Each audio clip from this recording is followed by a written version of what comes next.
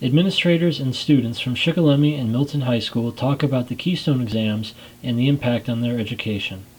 You know, the biggest burden it puts on us is that it's a graduation requirement.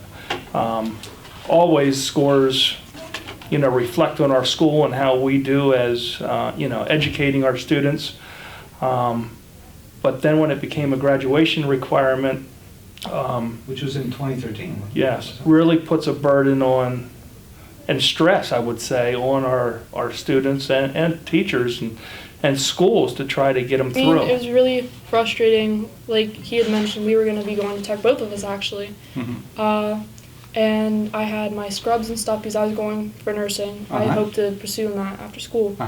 And not even a week before I was supposed to start, they call and say, well, you're not eligible because you have to pass these to graduate and we need you to take this over again. Mm-hmm. And that happened with her, but on the day she got up there. I already had everything ready.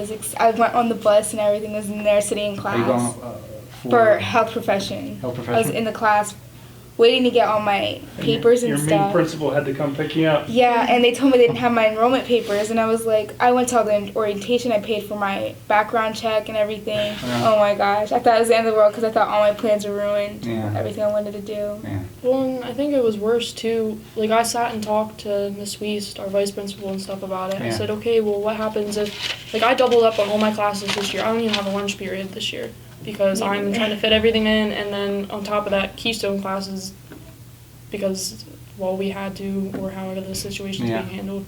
Yeah. But, it's stressful and it's really overwhelming.